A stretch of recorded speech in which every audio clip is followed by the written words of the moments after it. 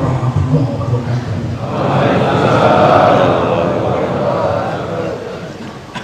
Hamdan wa syukran lillah. Wassalatu wassalamu ala Rasulillah wa ala alihi wa sahbihi wa mawala. Allahumma shalli wa sallim ala hadha nabiyil karim Nabiyyina Muhammadin wa ala alihi wa sahbihi ajma'in. Amma ba'du, qala Allah ta'ala fi kitabihil aziz.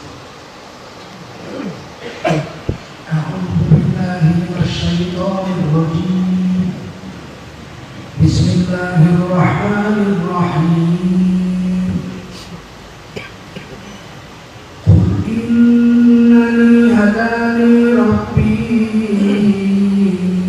ila siratin mustaqim dinan qiyaman millata Ibrahim hanifan wa ma kana minal musyrikin. Qul inna salati wa nusuki wa mahyaya wa mamati lillahi rabbil alamin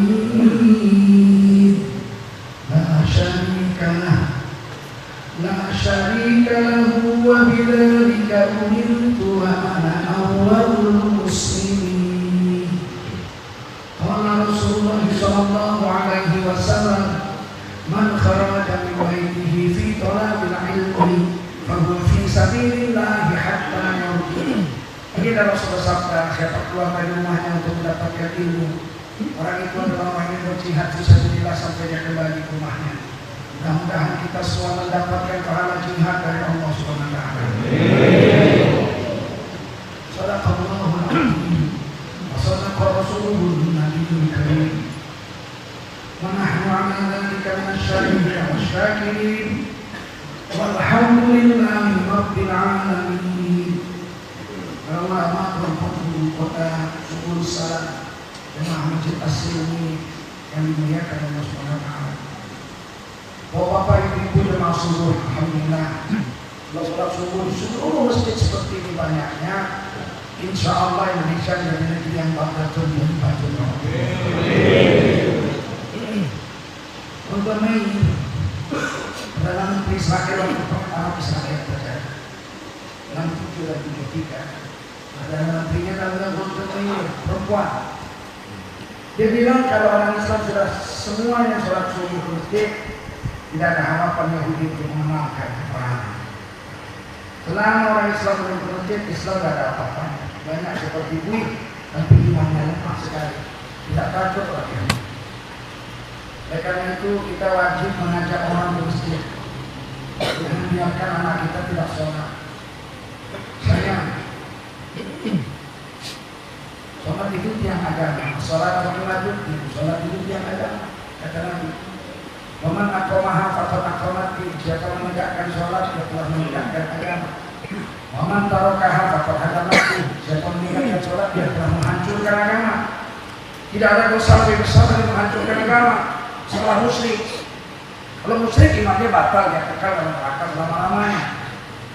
Meninggalkan sholat dosanya kata Nabi seperti menghancurkan agama.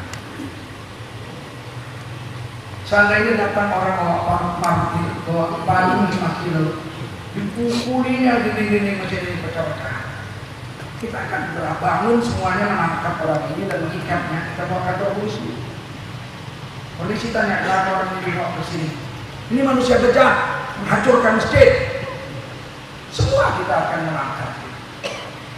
Tapi meninggalkan sholat itu bukan menghancurkan masjid, menghancurkan agama. Lebih parah dari menghancurkan masjid.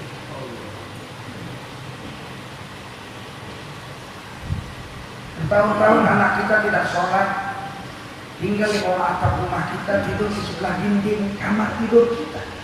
Bertahun-tahun dia meninggalkan sholat. Siang malam kata Nabi dia sedang menghancurkan agama. Kita biarkan. Kalau kita kasih makan, kita sekolahkan tinggi, kasih sepeda motor, supaya kamarnya nyaman, dipasangkan AC. Penghancur agama. Mestinya kita hari ini nangis, kumpulkan anak-anakku kalau sudah akhir barat. Kata Nabi meninggalkan sholat menghancurkan agama dosanya. Dan semua dosa kamu Bapak yang mikul di hari kiamat tanpa mengurangi dosa kamu. Kullukum ra'in wa kullukum mas'ulun an ra'iyati. Kata Nabi, setiap kamu adalah pemimpin dan kamu pasti akan disoal. Kamu pasti akan ditanya tentang anak-anak yang kau pimpin, istri yang kau pimpin. Mesti wajib itu. Ya ayyuhalladzina amanu qu anfusakum wa ahlikum nar. Hai kamu orang beriman, wajib kau jaga dirimu dan anak istrimu dari neraka. Tidak bisa, tidak mesti utang. Oleh karena itu nak sholat aku. Dosa kamu tanggung masing-masing. 3 kamu menanggung dosa kamu sendiri-sendiri. Tapi Bapak di hari kiamat menanggung dosa kamu 3. Jadikan 1 Bapak tanggung. Ditambah dosa Bapak sendiri, gimana Bapak mau selamat ya? Kalau kamu begini harus nangis, kita kasih tahu kita. Istri kita, anak perempuan kita kumpul, anak-anak istri kita jaga sholat. Ini pakaian tutup aurat. Jika kamu buka aurat di jalan sana, semua laki-laki yang memandang auratmu berdosa. Semua dosa mereka kau yang nanggung. Dan dosa kamu dan dosa mereka bapakmu yang nanggung. Bagaimana bapakmu selamat di akhirat menghadapi hisab? Dosa bapaknya, bapak gak kuat angkatnya. Bagaimana dengan bapak dosa kamu? Bapak dosa orang yang melihat auratmu.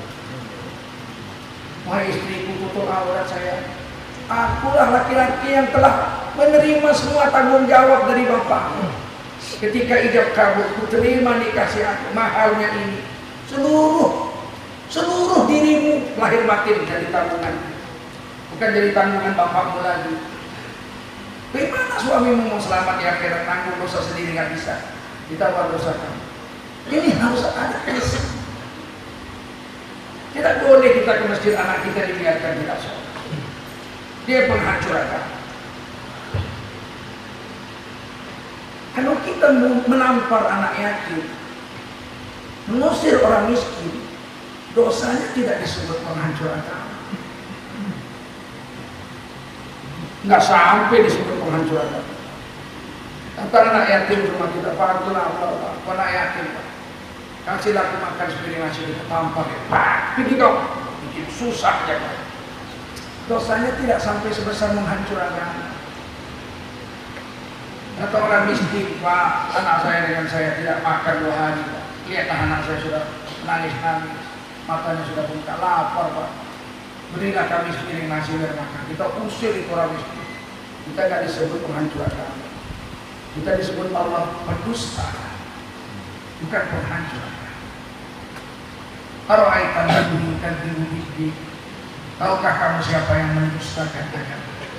Fadzalikal ladzi yad'ul yatim wa la yahuddu 'ala ta'amil miskin. Pendusta agama orang yang menghati anak yatim dan menolak memberi makan orang miskin. Pendusta agama. Tapi meninggalkan sholat, faqad hadamat, telah menghancurkan agama.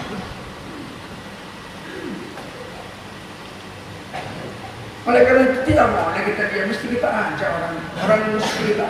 Ayo Pak miskin, 15 menit lagi azan. Apa urusan sama kamu? Bapak saudara saya.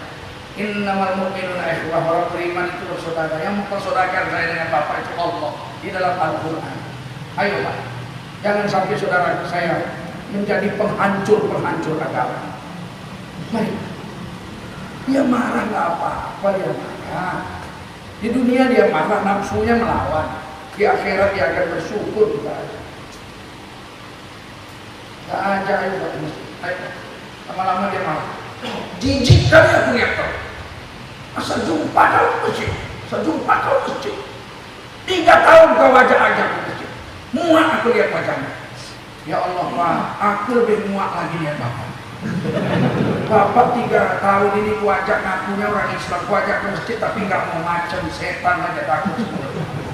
Kalau Bapak muak ku ajak ke masjid, aku lebih muak ngajak Bapak ke masjid. Tapi Rasulullah suruh aku ajak Bapak, kata Bapak saudara. Sampai kapan ku ajak aku masjid? Sampai aku mati atau Bapak mati, baru aku berhenti ajak Bapak ke masjid. Seandainya aku sudah mati, masih bisa ku ajak juga Bapak.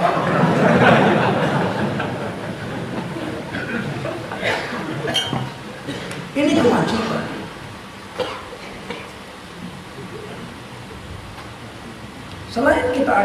masjid kewajiban kita. Kita juga dapat pahala sebanyak pahala orang yang kita ajak kalau dia mau kita ajak. Itu kebalikannya. Saya punya mobil, mau sholat maghrib, sholat isya ke masjid. Saya ajak tetangga, yo masjid. Saya mobil baru nih, bisa ngangkat 10 orang. 10 orang ikut, ya Pak, kami ikutlah tes mobil baru. Angkat ke masjid Asri. Sholat maghrib, habis maghrib ada pengajian. Habis pengajian, sholat isya. Habis itu pulang, saya singgah di Aceh. 10 orang makan di Aceh, saya bayar. Kenapa dibayar Pak?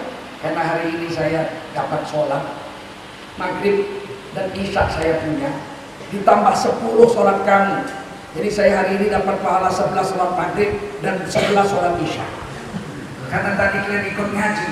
Maka kata Nabi, siapa yang duduk dalam majelis taklim, dia mendapatkan mi'ata raka'atin, 100 pahala sholat sunnah. Sedangkan sholat sunnah 2 rakaat, kata Nabi dalam hadis Bukhari, raka'ataini qabla subhi khairul laka minad dunya wa ma fiha. Sholat 2 rakaat, sholat sunat subuh sebelum subuh, itu pahalanya lebih baik dari seluruh dunia dan isi-isinya. Kamu hari ini telah menyumbangkan 100 rakaat, berarti 50 dunia dan isi-isinya untuk saya. Ditambah 10 sholat maghrib kamu, 10 sholat isya kamu. Maka saya nggak rugi ngasih makan kamu mie goreng malam kayak gini. 10 bungkus makan. Kalau kurang 10 lagi pun nggak apa. Karena yang kamu kasih sama saya ini tidak bisa saya bayar dengan seluruh harta. Ini kalau orang cerdas. Ini kalau orang cerdas. Ngerti dia perkara akhirat. Kata Nabi Al-Qayyis, mandana nafsahu fi ta'atillah wa 'amila lima ba'dahu. Orang cerdas itu adalah orang yang bisa memijak nafsunya, mengkontrol nafsunya, supaya nafsunya itu mau taat sama Allah. Itu orang cerdas. Wa 'amila lima ba'dal maut, dan membuat amal untuk persiapan setelah mati. Itu orang cerdas. Orang cerdas bukan gelar profesor doktor. Profesor doktor pun kalau tidak ngertinya dia untuk urusan akhirat, hanya untuk dunia saja. Begitu hari pertama mati masuk kubur, dipukul munkar nakir, tidak ada kebahagiaan di dunia sama sekali. Ini harta dunia akan tinggal. Tidak ada sekeping pun harta dunia yang dibawa ke kubur, kecuali 3 helai kain kapan saja. Itu pun bukan kita beli pakai duit kita. Itu uang tetangga yang kumpul-kumpul untuk melaksanakan fardhu kifayah. Sedangkan harta kita yang banyak tinggal jadi rebutan untuk istri dan anak-anak kita. Syukur kalau mereka mau taat sama Allah. Kalau harta warisan kita dipakainya joget ke Medan, dipakainya berzina. Sekarang zina mahal Pak, sekali zina 80 juta.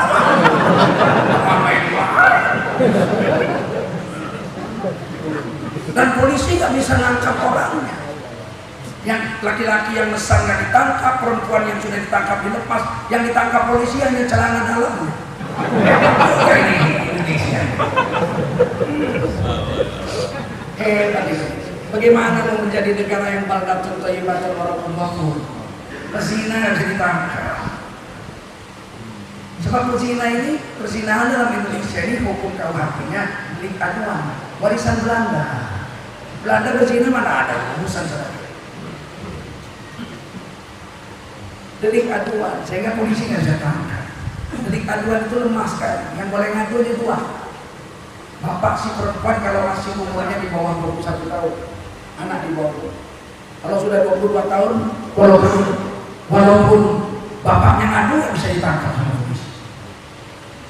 Yang kedua si wanita itu kumpul-kumpul 4 tahun, tiba-tiba pasangannya berkhianat, kawin lagi sama orang lain, dia tersinggung, dia ngadu polisi baru boleh ditangkap. Kalau orang kampung yang ngadu, biar kepala desa, biar wali kota, nggak bisa polisi memproses total. Dalam hukumnya yang delik aduan ini harus ada legal standing, harus ada yang punya kuasa ngadu, bukan orang biasa. Nah, persinantonya 2 yang boleh ngadu, bapaknya itu pun kalau belum dewasa, perempuan itu kalau merasa tersakiti atau dirugikan. Selain itu nggak bisa. Makanya ormas-ormas Islam dan organisasi Majelis Ulama pada saat Yusril Ihza Mahendra jadi Menteri Hukum dan HAM, beliau adalah partai PBB, Partai Bulan Bintang. Kita majukan revisi KUHP. Beliau setuju, beliau tanda tangan sebagai pemerintah. Tanda tangan. Dia juga ke DPR menolak. Gak mau DPR. Biar aja, yang lama aja. Lebih longgar. Ngapain diketatkan? Dalam aturan yang kita usulkan itu berzina delik umum. Tidak ada yang ngadu pun boleh ditangkap oleh polisi kalau ada bukti dan saksi yang berzina. Hukumannya 2 tahun penjara, denda 100 juta. 15 tahun yang lalu. Majukan, nggak mau DPR. Tukar DPR, majukan lagi, tetap ditolak. Kenapa DPR nggak suka ya? Apa mereka suka berzina? Apa DPR kita langganan beli apa? Ini yang bingung kita lihat Indonesia. Kalau hukumnya tidak diketatkan, polisi kesian. Orang kan bilang polisi sekongkol sama perzinahan. Padahal mereka tidak bisa proses hukum karena undang-undangnya nggak membolehkan. Karena gagal lewat DPR RI, maka aktivis Islam kumpul menuntutnya lewat Mahkamah Konstitusi. Mahkamah Konstitusi berhak memerintahkan DPR untuk merevisi KUHP itu demi menjaga supaya orang Islam, orang-orang Indonesia jangan jadi berzina. Supaya lebih luas, dituntutlah 3. Pertama, perzinahan jadi delik umum. Kedua, ditambahkan pasal homoseksual dan lesbian karena belum ada di KUHP, belum ada. Ditambahkan 3 ini. Maju ke Mahkamah Konstitusi. 9 hakim Mahkamah Konstitusi, hampir semuanya Islam. 5 menolak. 4 menerima. Kita kalah lagi. Apa hakimnya hobinya begitu juga?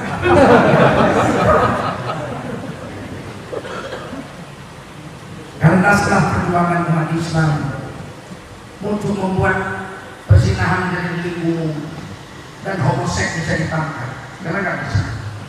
Homoseks, lesbian tidak bisa ditangkap, tidak ada deliknya, pasalnya nggak ada. Kita minta supaya Mahkamah Konstitusi menambah, Mahkamah Konstitusi nggak mau. Sehingga kalau ada 10 orang laki-laki masuk dalam satu rumah, 2 hari nggak keluar-keluar, orang kampung curiga, lapor sama Kapolsek. Kapolsek kerahkan anak buahnya, dobrak itu pintu. Ternyata di dalam laki-laki sudah telanjang semua. Polisi bilang, ngapain kamu? Om, kami sedang adu teror, nggak bisa ditangkap karena tidak ada hukumnya. Ini negara Indonesia, negara yang berdasarkan ketuhanan yang Maha Esa. Betul. Pasal 9 ayat 1, negara Indonesia adalah negara yang berdasarkan ketuhanan yang Maha Esa. Artinya tidak boleh ada perbuatan dan kebijaksanaan di Indonesia, mulai dari lurah sampai presiden, organisasi maupun pribadi yang melanggar agama. Nggak boleh. Sebab negara kita ini berdasarkan ketuhanan yang Maha Esa. 6 agama yang ada di Indonesia. Nggak ada yang membolehkan berzina, nggak ada yang membolehkan mabuk, nggak ada yang membolehkan berjudi. Maka tidak boleh ada tempat zina, tempat judi, tidak ada boleh tempat mabuk. Nggak boleh ada, karena itu melanggar pasal 29 ayat 1. Tapi kenyataan itu tidak. Tidak ada jalan lain, bapak-bapak. Kita semua 17 April mesti mengubah negara ini dengan pemilu. Pilihlah orang-orang yang soleh saja dan yang bertarung, yang berani memperjuangkan undang-undang, sehingga negeri ini menjadi negeri yang baldatun thayyibatun warabun. Jangan pilih DPR perintah-perintah.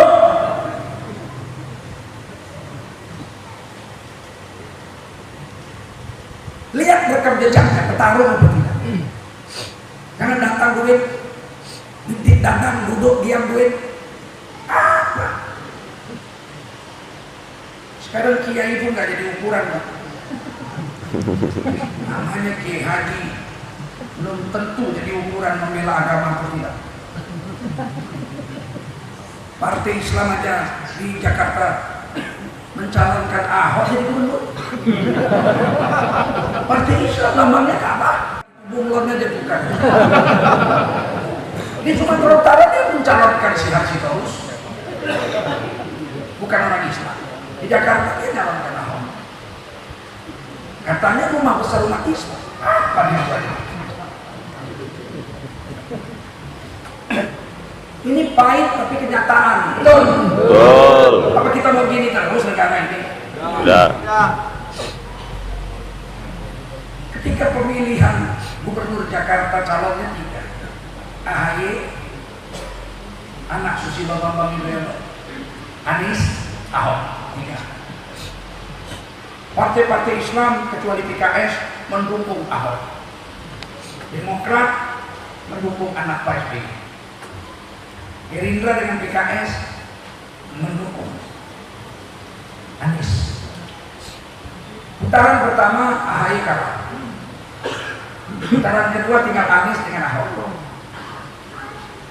Datanglah televisi mewawancarai seorang Kiai Haji, anggota DPRD Partai Islam. Kiai Haji, ahli agama, tamat pesantren, baca kitab. Oh, kalau dia baca kitab, tai cecak dari situ terbaca.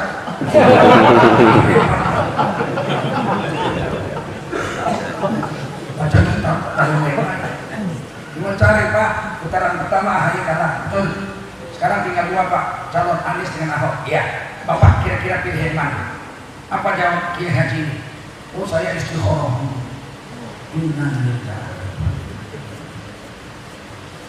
Ilmu agamanya dibuatnya untuk menyesatkan orang. Orang yang mendengar ucapan itu jadi tersesat. Kenapa? Karena seolah-olah mau agama istikharah. Istikharah kok untuk milih yang batil. Istikharah itu kalau ada 2 pilihan sama bagusnya. Ada 2 pilihan sama baiknya.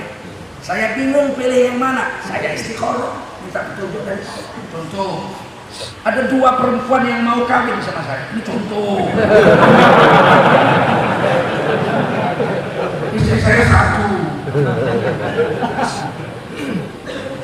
Yang 1 janda, kulitnya putih, cantik jelita, kaya raya, duitnya 10 miliar, anaknya 5. Tapi dia baca Quran 1 hari 6 juz. Kocak hati saya. Tiba-tiba datang gadis cantik jelita, hitam manis, hidungnya mancung, bibirnya seperti limau sebelas. Mesti limau sambal, bukan limau. Kalau limau Bali macam bibir kerbau lah. Cantik jelita, hitam manis, gadis tingting, perawan, miskin, tapi baca Quran 1 hari 5 juz. Saya bingung, siapa yang akan saya pilih dari 2 wanita ini?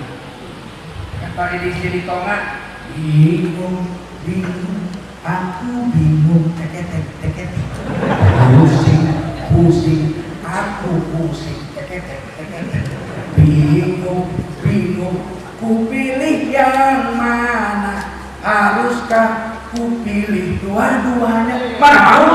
Orang tidak mau. Perempuan ini kasih madu seneng diminumnya, tapi kalau di madu tak mau dia.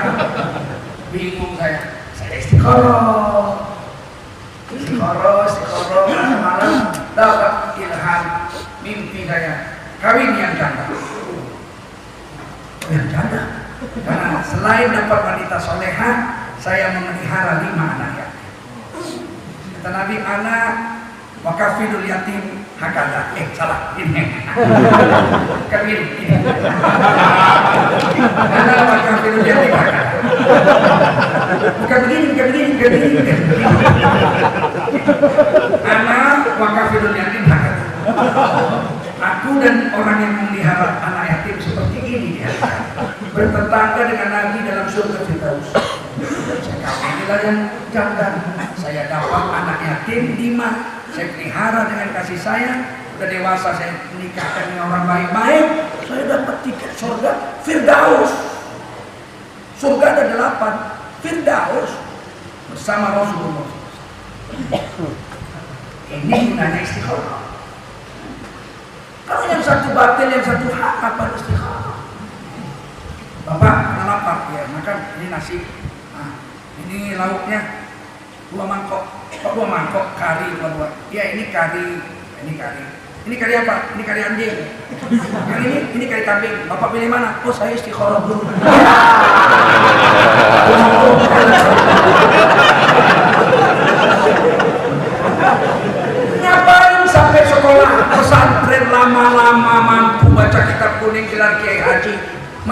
partai Islam kalau sebodoh ini pemikirannya? Jelas? Jelas. Paham. Ini zaman hari tua apa sudah tua apa? Ulama dulu lurus. Ulama dulu tak penting ya duit. Dia yakin innallaha yarzuqu man yasha, rezeki Allah yang atur. Tugas memberi rezeki tugas Allah, tugas dia itu kerja saja. Dia ngajar, malam dia tahajud, dia doa, dia berbuat baik, dia ngajar siang, malam dia tahajud, berbuat baik. Urusan rezeki Allah yang atur. Hari ini kenapa kita pusing kepala, pening kepala? Karena kita mengatur pekerjaan Allah. Rezeki Allah yang atur, tugas kita kerja aja. Kerja, cari nafkah, jual minyak wangi, jual ikan, tanam sawit jatuh harganya, tanam pete sama jengkol.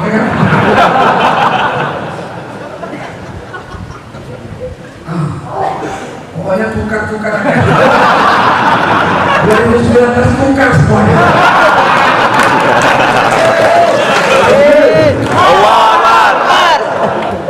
Ini murid saya nih, Fahmi ini orang Medan murid saya nih. Di sini dipanggil Ustadz Bro. Ini murid saya. Ciri-ciri murid saya itu sedikit pendekar lah. Culun-culun, penanggut-penanggut biasanya bukan murid saya. Nah, saya kali jumpa di sini beliau nih. Lama kali kan jumpanya. 10 tahun. Jadi Ustadz. Panggilannya Ustadz Bro. Halo Bro.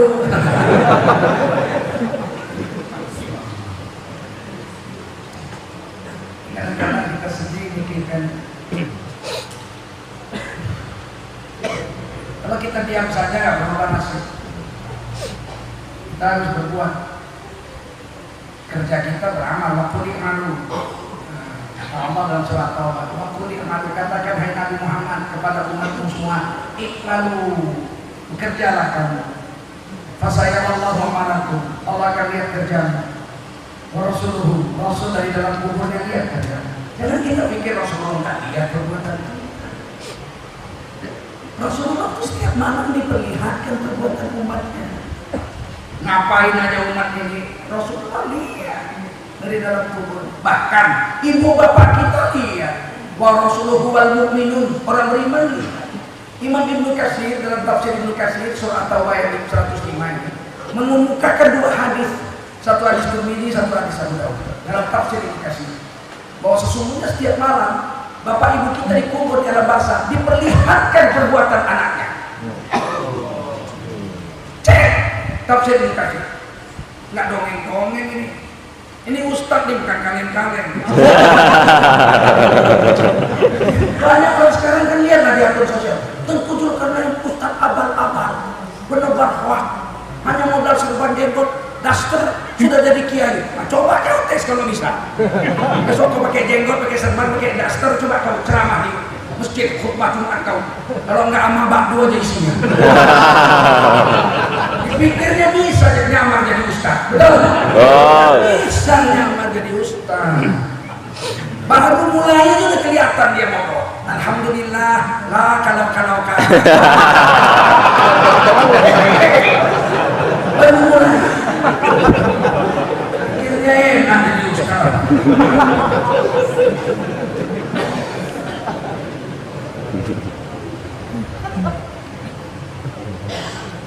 Kita setia kan? Pada negara ini negara yang berdasarkan ketuhanan yang maha Esa. sebab sudah kedua, negara menjamin tiap-tiap warga negara untuk memeluk agama yang sesuai kepercayaan dan menjalankan agama yang kepercayaan masing-masing. Negara menjamin orang Hindu menjalankan syariat Hindu 100%. Kalau ini kan negara menjamin orang Buddha menjalankan syariat Buddha 100%. Negara menjamin orang Kristen, Katolik, Protestan, Konghucu, Islam yang tinggal di Indonesia menjamin negara akan mereka sehingga mereka berhak menjalankan agama mereka 100%. Itu pasal sudah ada yang kuat. Siapa yang melarangnya berarti berkhianat Undang-Undang Dasar 45. Orang Hindu tidak sampai 1%. Tapi mereka boleh menjalankan agama itu 100% dan kita katakan lakum dinukum waliyadin. Mereka buat peraturan daerah di Bali mereka 85%. 14% orang Islam, 1% orang lain-lain. Di sana berlaku setiap hari raya nyepi, listrik mati. Bayangkan sebali listrik mati. Tidak boleh masak, tidak boleh naik sepeda motor, naik mobil di jalan ditangkap, tidak boleh. Mati, api mati, satu hari mati api. 2 tahun yang lalu jatuh hari Jumat, orang Islam tidak boleh asal pakai mikrofon. Hari raya nyepi. Tidak boleh sholat pakai mikrofon. MUI Bali setuju tak datang. Mereka banyak ya udah laku di rumah yang itu tidak apa-apa. Yang penting kita tetap sholat Jumat. Kita tetap menjalankan syariat kita. Syariat mereka dikatakan. Ditutupnya airport Gusti Ngurah Rai. Tidak ada orang menutup airport internasional. Di India 90% orang Hindu. India. 1 miliar orang India Islam. Apa? Hindu. Nggak ada tutup airport. Bali tutup airport. 24 jam tutup. Boleh negara menjamin tiap-tiap warga negara untuk memeluk agama dan kepercayaan dan menjalankan agama dan kepercayaan masing-masing. Buddha boleh, tidak sampai 1%. Di raya Waisak, Borobudur diambil ya. Tidak boleh ada orang datang ke Borobudur. Turis asing, turis lokal, semuanya boleh. Pokoknya 1 hari 1 malam Borobudur dia punya. Dia ibadah di situ dan di situ mana-mana tempat. Boleh negara menjamin. Kita ucapkan lakum dinukum waliyadin. Giliran Islam mau berbuat ditakut-takuti, diawasi, dituduh radikal. Kepala kau radikal. Enak aja kau bilang-bilang radikal kau. Memilih pemimpin Islam, memilih pemimpin soleh nggak boleh. Padahal itu ayat Quran. Berapa banyak ayat Quran? La tattakhidul kafirina awliya min dunil mu'minin. Jangan kau pilih orang kafir jadi pemimpin kalau masih ada orang Islam. La tattakhidul Yahud wan Nasara awliya. Jangan kau angkat orang Yahudi dan Nasrani jadi pemimpin kalau masih ada orang Islam. Itu kan ayat Quran. Hadis-hadis banyak. Tiba-tiba, oh pecahlah pusat anti bineka tunggal ika, penambah kebencian. Sampai dibilang radikal itu yang di ILC. Salah satu radikal adalah menolak pemimpin negara yang bukan Islam. Kurang ajar itu. Kita kalau orang-orang manapun mau mencalonkan diri jadi DPR, jadi bupati, jadi presiden, kita nggak pernah melarang asal dia warga negara Indonesia. Betul? Atau orang Cina, keturunan Cina, tidak Islam, mencalonkan diri jadi gubernur di Jakarta, kita dengan senang hati silakan asal ada partai yang mencalonkan dan ada ikut partai Islam situ mencalonkan, kita nggak protes, silakan aja. Di Sumatera Utara Syihar Sitorus dicalonkan oleh P3 dan PDI jadi calon. P3 mencalonkan Syihar Sitorus yang bukan orang Islam. Kita nggak protes, silakan, itu hak warga negara, betul? Betul. Tapi giliran milih itu hak kita, dia nggak bisa maksa-maksa. Kalau kita nggak mau pilih, siapa yang bilang? Kenapa kita dibilang radikal? Harus penebar kebencian, menolak kebenaran, menolak Bhinneka Tunggal Ika. Ada apa? Menjalankan agama dijamin pasal 9 ayat 2 Undang-Undang Dasar 45. Menurut Islam harus pilih orang Islam. Kok kita dituduh-tuduh macam-macam? Dia mencalon boleh, memilihnya itu hak kita, betul nggak? Ibu Megawati mencalon jadi presiden, didampingi ulama dari salah satu organisasi terbesar. Kita silahkan saja. Kalau ada yang mengusung partinya, silahkan dan jadi parti pengusung mereka jadi calon. Tapi dalam mazhab Syafi'i nggak boleh presiden perempuan. Kita kan mazhab Syafi'i semua. Rata-rata lah di Indonesia mazhab Syafi'i. Kalau Hambali lebih keras lagi. Nggak bisa sama sekali, nggak ada fairnya. Mazhab Syafi'i itu 3 aja yang nggak boleh. Perempuan itu nggak boleh jadi pemimpin, presiden, raja, nggak boleh jadi panglima perang, dan tidak boleh jadi hakim agung. Karena jadi hakim agung perempuan itu pakai perasaan, bukan pakai akal, lebih banyak pakai perasaan. Nanti mesakitan itu dari anak itu lagi, kurang 10 tahun jadi 5 tahun. Menangis istrinya, dipeluklah kakinya, dipeluk. Dulu, ibu saya ini perempuan lemah seperti ibu. 10 tahun jadi 5 tahun. Maka nggak boleh perempuan jadi hakim agung. Itu menurut kitab tafsir Qurtubi. Di Ahkamil Quran Imam Qurtubi, ar-rijalu qawwamuna 'alan nisa. Laki-laki adalah pengayom perempuan.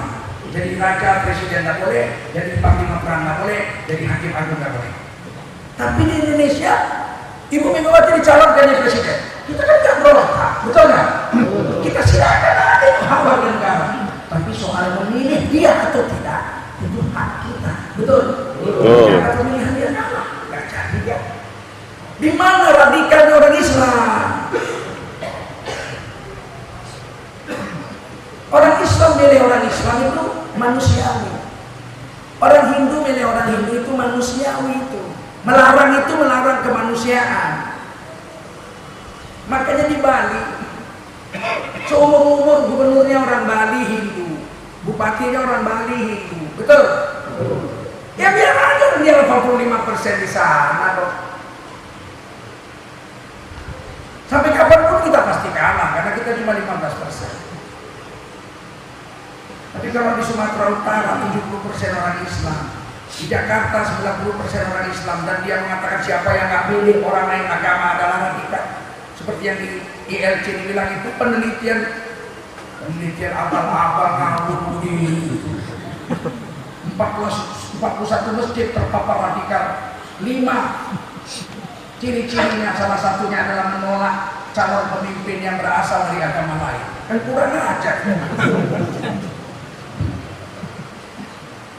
Islam harus cerdas. Siap? Siap. Saya cerita politik atau cerita agama ini? Agama.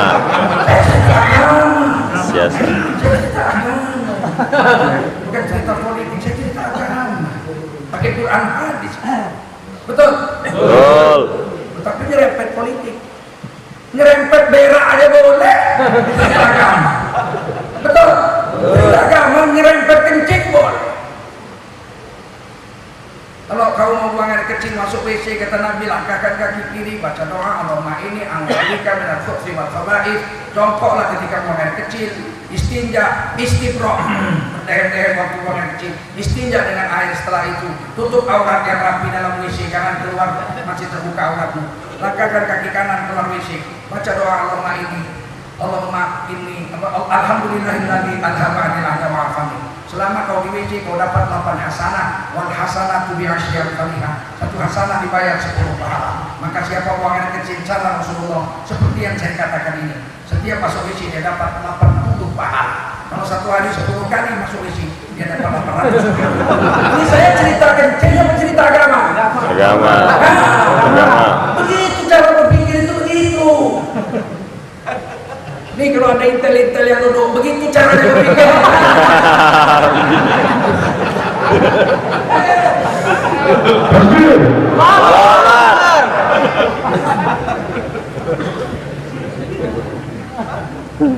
Saya tidak cerita kencing kan, saya cerita tsunami, nyerempet soal buang air kecil, betul? Betul. Kalau saya cerita kencing, cerita buang air kecil nggak ikut agama, itu saya bilang kalau mau kencing silakan kencing di mana-mana. Kalau perlu bawa pohon cer, udah selesai. Itu saya tidak cerita agama, betul? Ini saya cerita agama. Politik juga saya cerita agama, bukan cerita politik.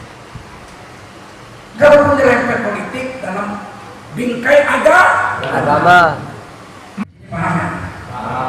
Orang Islam ini kan kafir. Ya ayyuhalladzina amanu, hai kamu yang beriman, udkhulu fis-silmi kaffah. Masuklah kamu ke dalam Islam, ke dalam keselamatan lengkap dari ujung rambut sampai ujung kaki, lahir dan batin. kafah. lahirnya Islam, batiknya Islam, dari mulai pakai bajunya sampai matinya Islam. Kan hiduplah cara agama, hiduplah cara agama, hiduplah cara Islam. Bagaimana cara Islam?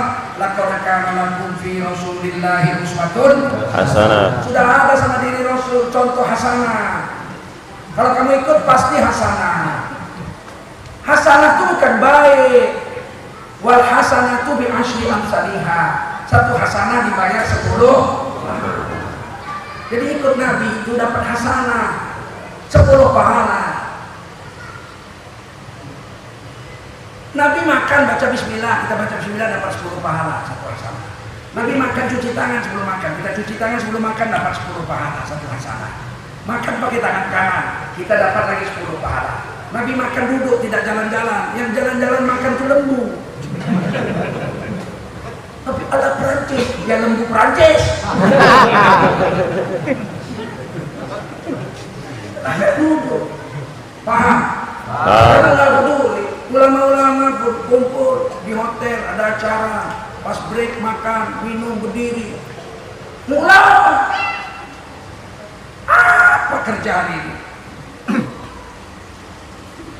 Ada orang joget-joget, ulama ikut tepuk tangan.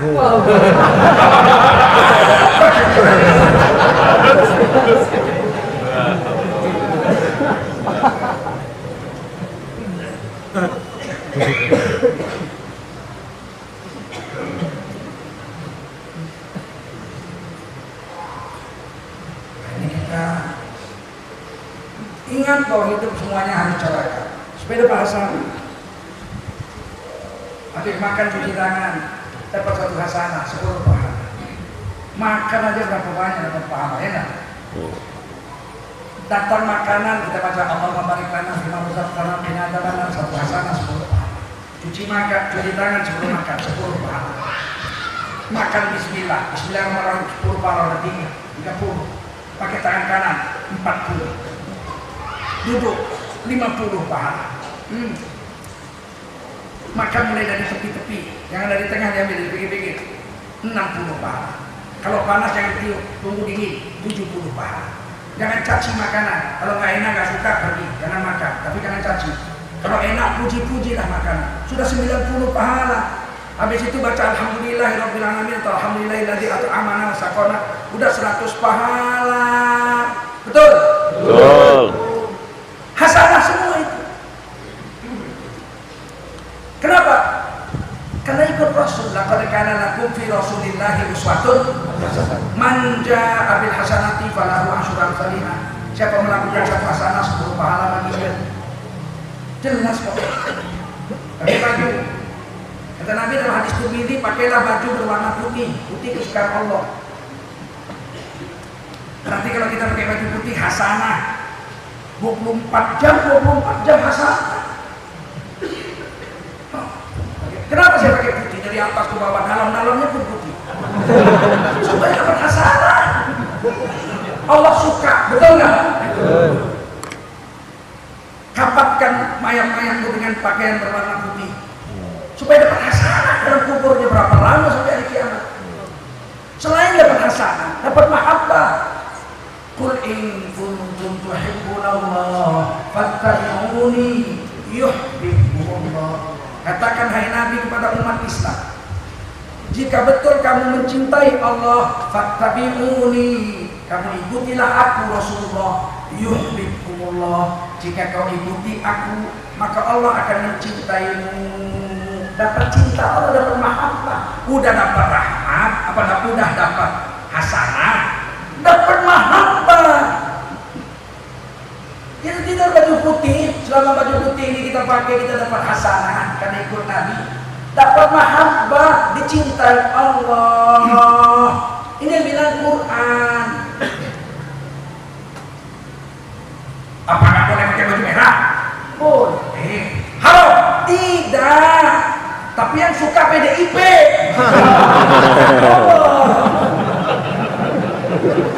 Memahamkan ini aja susah orang Islam. Wow.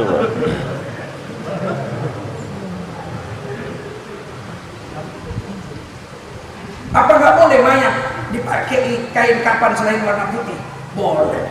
Yang penting dikapani. Tapi kan sunat kapan itu wajib. Tapi kan sunat warna putih. Supaya di dalam kubur dapat mahabbah, dapat hasanah. Ngerti? Boleh dikapani pakai kain kotak-kotak, boleh. Ada yang mau? Ya. Berhubung bapak ini pendukung kotak-kotak, maka bapak udah sakit, kalau mati akan kami mandikan, wajib. Kami kapankan, wajib. Kotak-kotak ya Pak, sesuai dengan dukungan bapak brewok. Warasnya otakmu waktu mau sakit. Itu ulangin lagi enggak? Enggak. Belum tentu orang ahli ngomong ini. Kadang-kadang Itu orang digabungin ngomong, nanti. ya gimana ya? Allah pilih siapa yang mau untuk diberi petunjuk. Sampai sini paham ya? Terakhirlah saya pesan gini aja, singkatnya gini, hiduplah cara agama. Mau makan, mau minum, mau tidur, mau kawin, mau pakai baju, pakai agama. Baju perempuan dua, An-Nur 31, waliyadribna bi khumurihin ala juyubihin. Wajib perempuan itu menjulurkan kerudungnya sampai dadanya. Kerudung kata Abdullah bin Abbas illa ma zuharu minha. Dalam tafsir Ibnu Abbas, boleh nampak wajah, boleh nampak tapak tangan. Kerudung, nampak wajah, nampak tapak tangan. Tapi kerudungnya sampai dada. Ala juyubihin sampai dada. Kemarin Menteri Dalam Negeri sempat mengeluarkan peraturan menteri. Semua pegawai negeri yang ada di Kementerian Dalam Negeri, kalau yang pakai kerudung wajib memasukkan kerudungnya ke dalam bajunya. Macam pura-pura lah. Apa ada di dalam negeri? Dia telah memperkosa hak orang Islam menjalankan agamanya, betul? Betul. 9 ayat 2 pakai kerudung sampai dada, kita protes. Ulama-ulama semua protes. Yang lurus-lurus lah. Kalau ulama-ulama yang sudah makan micin nggak mau protes. Nggak berani bersuara. Nanti dibilang radikal, penebar kebencian, nyinyir.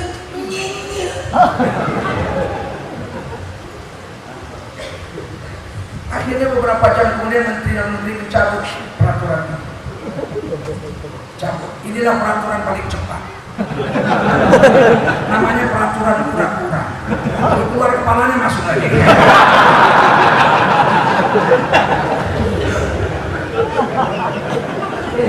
Hanya di zaman ini aja ada peraturan-peraturan begini. Hanya di zaman ini aja ada yang aneh-aneh. Sontoloyo lah.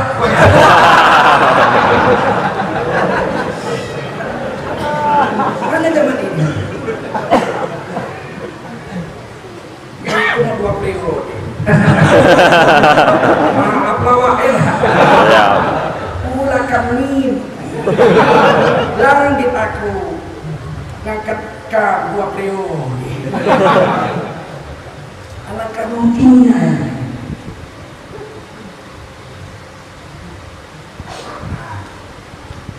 Bagian wanita yang kedua surah Al-Ahzab 59. Hai Nabi, ya ayuhan Nabi, qul li azwajika wa banatika wa nisa'il mu'minin yudnina 'alaihinna min jalabibihin. Hai Nabi, perintahkan istri-istrimu, anak perempuanmu semuanya, istri orang beriman sampai hari kiamat semuanya, wajiblah mereka mengulurkan jilbab-jilbab mereka ke seluruh tubuh mereka. Ala juyubi, jilbab adalah menurut pengertian agama, menurut terjemahan Departemen Agama Quran Al-Ahzab 59, atau menurut tafsir Universitas Islam Indonesia yang diterbitkan Kementerian Agama, dicetak pakai uang negara. Jilbab adalah sejenis baju kurung yang longgar yang dapat menutup kepala, wajah, dan dada semua. Menutup kepala semua.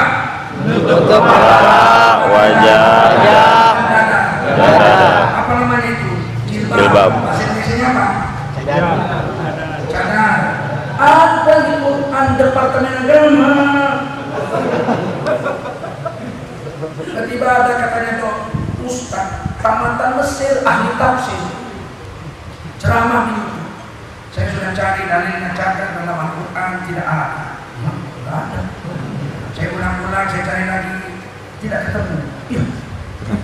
Akhirnya saya cari dalam kitab tafsir, apakah ada dalil mencatat? Tidak jumpa. Saya ulang-ulang nggak jumpa. Ngapain sekolah ke Mesir jauh-jauh? Saya sekolah ngaji di bawah pohon pisang tahu. Bagaimana?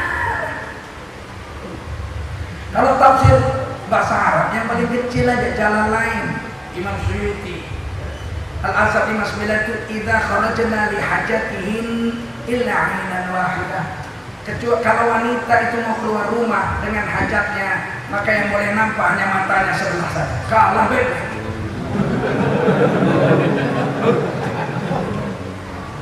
Dalam kitab Durrul Mansur ada Imam Suyuti, dalam kitab Shawi Sarah dan lain ada, dalam kitab Ibnu Katsir ada, hadis Bukhari malah untuk muka itu hadis Bukhari dari Sayyidina Umar bin Khattab radhiyallahu.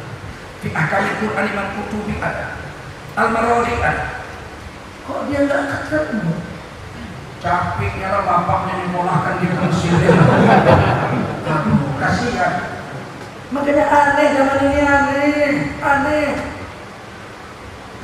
betul-betul aneh. Saya sudah diingatkan almarhum guru saya, nanti kalau kau panjang umur akan banyak kejadian-kejadian yang membuat jenggotmu cepat putih. Betul, putih langsung. Mau pindah dari Indonesia, awal lahir di sini, betul nggak? Betul. Indonesia tanah airku. Masa kita tinggal di sinilah kakek-kakek kita berjuang. Indonesia ini merdeka 90% pejuangnya adalah orang Islam. Betul. Betul. 10% lagi kongsi-kongsi 5 agama lain. Betul. Betul. Kita harus kita lahir di sini, hidup sini, mati. Kita mau jaga Indonesia ini menjadi NKRI yang abadi sampai kiamat. Tapi NKRI yang bangga contoh ibadah walaupun itu cara Islam. Matilah cara Islam. Jangan pakai akal, pakai hadis Quran. Kalau akal rusak. Ada orang mau mati, sakaratul maut. Periksa dokter, udah tidak respon, nggak ada lagi tanggapan. Dicubit, nggak ngelawan. Dibuka matanya, disenter, nggak main lagi. Pupil matanya, jadi matanya udah nggak main. Kata dokter, bapak, istri bapak sudah koma. Bapak tuh nanya, apa maksudnya koma dokter? Koma itu hampir titik. Koma itu hampir. Maksudnya sebentar lagi istri bapak cium. Apa cium? Innalillahi. Maka si bapak mendekatkan mulutnya ke kuping kanan istrinya dan mengucapkan talqin. La ilaha illallah. Talqinkan orang yang sudah mati di antara kamu dengan la ilaha illallah. Imam Ibnu Taimiyah mengatakan ini yang sudah mati. Makanya dikubur ada orang mentalqinkan mayat dikubur dalam Majmu' al-Fatawa atau al-Fatwa Kubra wa kitabnya. Ibnu Taimiyah mengatakan la ba'sa tidak mengapa ditalqinkan orang yang sudah mati. Karena hadis itu mauta itu mati sudah mati. Tidak lakilu mautakum, ajari orang yang sudah mati di antara kamu la ilaha illallah fi dafnihi, dalam kuburnya. Itu kata Imam Ibnu Taimiyah. Kalau mazhab Syafi'i jelaslah kita memang mentalqinkan mayat. Ibnu Taimiyah, imamnya mazhab Salafi yang paling alim, mengatakan la ba'sa bihi, tidak mengapa talqin itu ba'da dafni, setelah dikubur. Dalilnya lakilu mautakum la ilaha illallah. Cuman dikiaskan oleh ulama, talqinlah orang yang hampir mati. Mauta itu sudah mati, tapi di sini hampir mati. Ditalqinkan istrinya la ilaha illallah. La ilaha illallah. Kata dokter itu percuma pak. Itu bapak udah nggak dengar, udah nggak lihat, matanya udah nggak respon ini, kayaknya. Cuma nggak ada gunanya. Datang bapak ini tanya, dokter orang Islam, tapi PKI ya.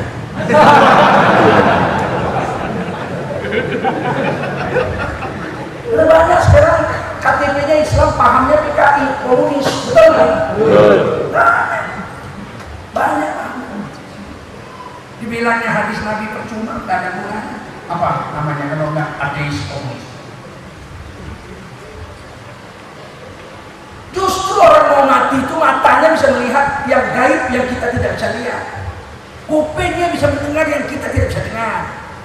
Falaula idza balaghatil hulqum wa antum hina idzin tanzurun.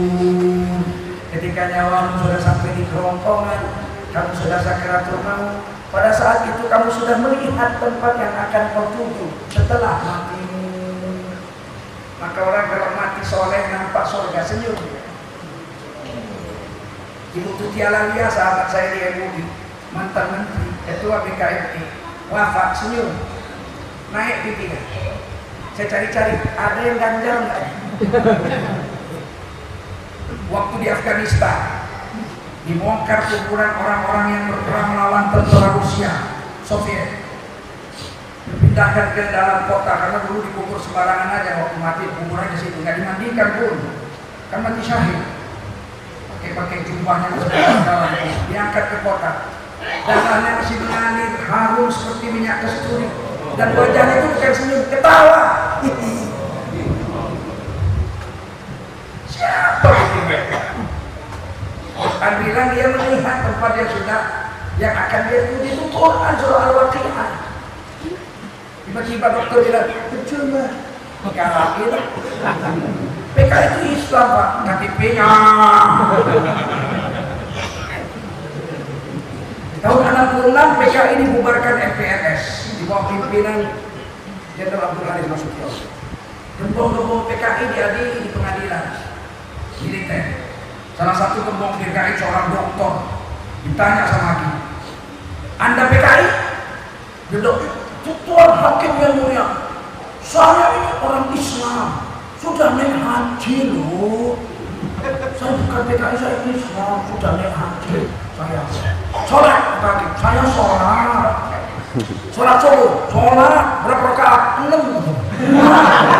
PKI. Hidup cara agama Islam, mati cara agama. Sudah mati cara agama Islam. 4 yang wajib dilakukan untuk mayit. Pertama, mayit itu wajib dimandikan pakai air mutlak, air suci lagi disucikan. Gak boleh hati kita sesuka hati kita, harus ikut Allah Rasul. Saudara-saudara, berhubung saya adalah direktur utama PT Pertamina, bapak saya meninggal pagi ini, maka hari ini akan saya mandikan pakai Pertamax. Boleh? Ya. Harus ikut Allah Rasul. Sudah mati, masih bawa agama. Dikapankan, betul nggak? Kain katun nggak boleh, sutra haram, mubazir sutra. Kain katun, sunnah warna putih, 3 lapis sunnah. Ketiga disolatkan, menyolatkannya harus ikut Rasul. 4 takbir, nggak usah lagi ruku sujud. Jangan sok pandai. Ada orang jadi imam sholat jenazah, pakai ruku sujud. Selesai jemaahnya nanya, Pak Imam, kok pakai ruku sujud? Saya lihat dosanya terlalu banyak. Pakai ruku sujud nggak tembus doa. Pandai-pandai yang kau. Harus bawa agama yang dibawa Rasul, betul? Betul. Yang terakhir dikuburkan dari kanan, ada kiblat dari kanan. Tak bisa, saudara-saudara, berhubung kuburan sudah hampir penuh, karena kuburan mahal, tidak bisa dibeli lagi. Maka kami mengambil keputusan supaya yang mati itu mulai hari besok, kalau mati dikuburkan berdiri saja, ngadep kiblat. Memang lompat, boleh? Tidak. Semua harus tahu. Siap? Apalagi milih pemimpin yang kita kasih amanah 5 tahun sesuka hatinya, memakai uang negara 5 tahun, mau utang 5.000 triliun pun kita nggak protes. Yang bisa protes nggak bisa, sebab zaman sekarang tidak ada GBHN.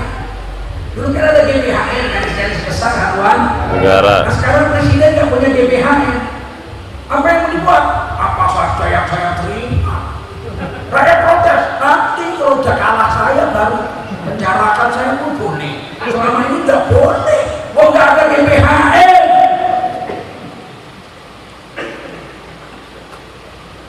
Makanya Presiden Jokowi membentuk BPIP. Salah satu tugasnya adalah membuat GBHN. Sampai sekarang dari luar juga gajinya 100 juta sebulan. Apa aja kerja di BPIP? Targetnya membuat GPHR. Belum dimuat sampai sekarang. Nah ini aja, mudah-mudahan ada manfaat. Hidup cara agama, mati cara agama, hadapi Allah dengan agama. Pilih pemimpin cara agama, siap. Siap. DPR yang soleh saya siap. Siap. Yang bertarung, yang berani memperjuangkan syariat-syariat agama kita menjadi undang-undang negara, siap. Siap. Dikasih 100.000 belum lah. Kalau dikasih 200.000 belum lah. 200 juta. Tapi Allahu Akbar. Allahu Akbar. Allahu Akbar. pilih presiden yang tidak pembohong. Pilih presiden yang jujur, siap. Siap. Pilih presiden yang cinta agama, siap. Siap. Pilih presiden yang mau memperjuangkan agama di negeri ini, siap. Siap. Demikian saja. Ada yang mau nanya, cepat.